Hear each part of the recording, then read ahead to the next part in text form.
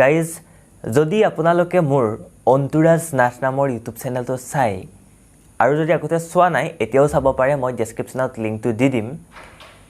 আপুনি দেখিছে বা দেখিব যে মই তাতে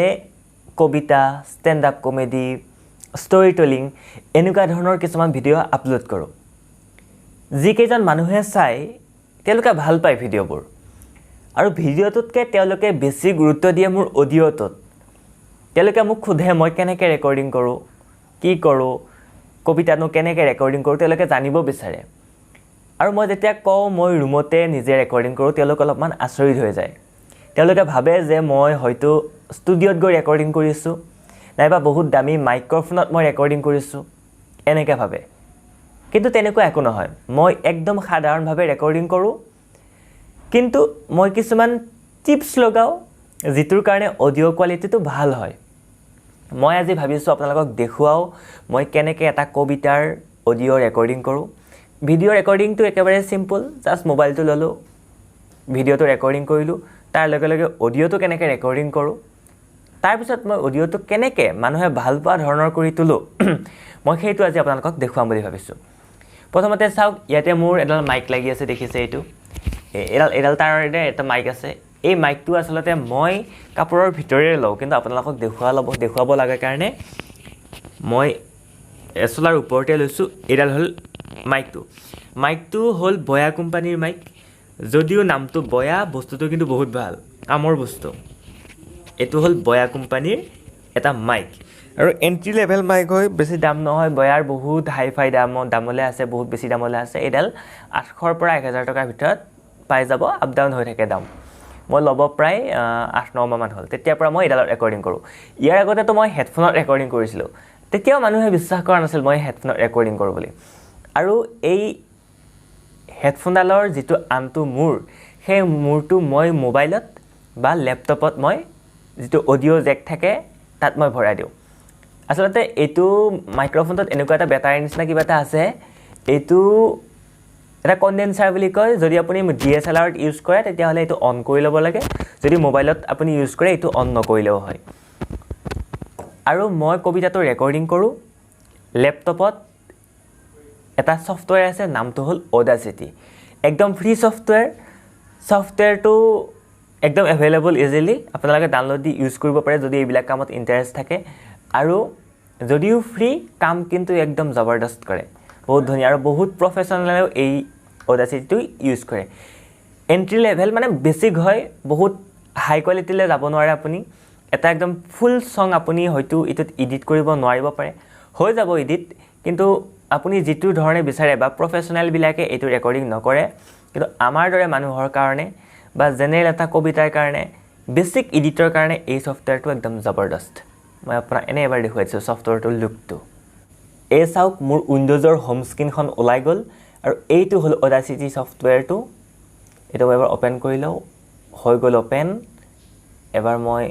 কেঞ্চেল কৰি দিওঁ এইটো ফুল স্ক্ৰীন কৰি লওঁ এইখন আৰু ইয়াত যে দেখিছে এই ৰঙা ফটাৰ নিচিনা বস্তুটো ডট এটা যে আছে এইটো ক্লিক কৰিলে ৰেকৰ্ডিং ষ্টাৰ্ট হৈ যাব এতিয়া মই কৈ থকা কথাখিনি ৰেকৰ্ডিং হৈ আছে লেপটপটোত মাইক্ৰফোনৰ থ্ৰুৰে আৰু এই ৰেকৰ্ডিং মই এনেকৈ এণ্ড কৰিবও পাৰোঁ তাৰপিছত মই এইখিনিৰ ওপৰত প্ৰচেছিং কৰিব পাৰোঁ মোৰ যি মন যায় ইয়াত বিভিন্ন ধৰণৰ এফেক্ট আছে আপোনাৰ যি মন যায় আপুনি ইউজ কৰিব পাৰে এটা বহুত ধুনীয়া আউটপুট এটা উলিয়াব পাৰে যদি আপুনি জানিব খোজে কেনেকৈ এডিট কৰে কেনেকৈ এফেক্টবিলাক দিয়ে সেইখিনি যদি আপুনি জানিব খোজে তেতিয়াহ'লে আপুনি কমেণ্ট কৰি কওক মই নিশ্চয় এটা ভিডিঅ'ত সেইখিনি আপোনাক দেখুৱাম যদি ইণ্টাৰেষ্ট আছে তেতিয়া আপুনি কমেণ্ট কৰিব পাৰে যদি আপুনি এজন ক্ৰিয়েটৰ হয় যিয়ে ভিডিঅ' বনায় তেনেকুৱা ধৰণৰ মানুহ যদি আপুনি হয় আপোনাৰ এইটো জনাটো খুবেই দৰকাৰ তাত অলপমান ৰিভাৰ্ব দিওঁ অলপমান ইক' দিওঁ অলপমান বেছ দিওঁ এনেকুৱা ধৰণৰ অকণমান এফেক্ট কিছুমান দিয়া যায় মই নিশ্চয় আপোনাক জনাম আপোনাক শিকাম আপুনি মাত্ৰ এটা কমেণ্ট কৰি কওক এইবাৰ আপোনাক মই দেখুৱাই দিছোঁ ৰ'ব মই কেনেকৈ ৰেকৰ্ডিং কৰোঁ সেইটো মাইক্ৰফোনটোৰ যিটোত মানে ভইচটো কেপচাৰ কৰে সেইটো মাইক্ৰফোনটো এইটো এটা কলাৰ মাইক হয় গতিকে মই কলাৰ লগাই লৈছোঁ আৰু আনটো মোৰ মই লেপটপৰ অডিঅ' জেকটোত লগাই লৈছোঁ এতিয়া বেলেগ একো কৰিব নালাগে একদম চিম্পল জাষ্ট অডাচিটি নামৰ ছফ্টৱেৰটো মই অ'পেন কৰি লৈছোঁ অডাচিটি অ'পেন হৈ গ'ল একদম ৰেডি আপুনি ৰেকৰ্ডিং কৰিব পাৰে আৰু একদম একো কৰিব নালাগে একদম চিম্পল ইজি ষ্টেপ এইখিনি যদি আপুনি বেছিক কিবা এটা কৰিব বিচাৰে একদম সৰুকৈ যদি আপুনি কিবা এটা সৃষ্টি কৰিব বিচাৰে তেতিয়াহ'লে এইখিনি আপোনাৰ কাৰণে মিনিমাম ৰিকুৱাৰমেণ্ট এইখিনি আপোনাক লাগিব এইখিনি কৰি আপুনি যি মন যায় তাকে আপুনি কৰিব পাৰিব এতিয়া ৰেকৰ্ডিং ষ্টাৰ্ট কৰিবৰ কাৰণে প্ৰথমতে ইয়াতে এটা ফুটাৰ নিচিনা এটা ডট এটা আছে ৰঙা কপালত যে লয় ফুট তেনেকুৱা সেইটোত ক্লিক কৰিব লাগিব তেতিয়া ৰেকৰ্ডিং ষ্টাৰ্ট হৈ যায় মোৰ এনেকুৱা বহুত হৈছে মই কমপ্লিট কবিতাটোৰ মাতি মই আবৃত্তি কৰিলোঁ তাৰপিছত গম পাওঁ মই যে ৰেকৰ্ডিং ষ্টাৰ্টে কৰা নাই এনেকুৱা বহুত হৈছে কিয় হয় নাজানো মই বহুত সাৱধান হ'লেও এইবিলাক চিলি মিষ্টেক হৈ থাকে সেইটো কাৰণে বহুত অসুবিধাত পৰোঁ পাহৰাৰ আগতে মই ৰেকৰ্ডিংটো ষ্টাৰ্ট কৰি লওঁ ৰেকৰ্ডিং ষ্টাৰ্ট হৈ গ'ল একদম পুৰা পাৰফেক্ট এতিয়া মই হাতত এখন ডায়েৰী লৈছোঁ আচলতে এই ডায়েৰীখনত মোৰ কিছুমান কবিতা আছে জাষ্ট দুটা লাইন মই আপোনাক এনেই আবৃত্তি কৰাৰ নিচিনাকৈ মই দেখুৱাই দিছোঁ ৰ'ব ইয়াত ৰেকৰ্ডিং হৈ আছে পিছত মই এডিট কৰিব পাৰিম আননেচেচাৰী কাটখিনি মই কাটি দিব পাৰিম যদি বৰষুণ হৈ নামি আহিব পাৰা তুমি বুকুলৈ মোৰ জীপাল কৰি যদি যাব পাৰা শুকান কলিজা মোৰ আৰু যদি ফুলে তাত এপাহি ৰঙা গোলাপ তেন্তে তোমাৰ নাম কৰি দিম মই প্ৰত্যেকটো উশাহ মোৰ যদি বৰষুণ হৈ নামি আহিব পাৰা তুমি বুকুলৈ মোৰ মই এনেই আপোনাক আবৃত্তি কৰি দেখুৱালোঁ এনেকৈ আবৃত্তি কৰোঁ কবিতা আৰু আবৃত্তি কৰিলে এক্সপ্ৰেছন ফিলিংছ এইখিনি বহুত বেছি দৰকাৰ আপুনি যদি কবিতা আবৃত্তি কৰে বা এনেকুৱা ধৰণৰ মানে ক্ৰিয়েটিভ ফিল্ডৰ লগত জড়িত আপুনি গম পাব সেইখিনি কথা ইয়াত বৰ বিশেষ নকওঁ জাষ্ট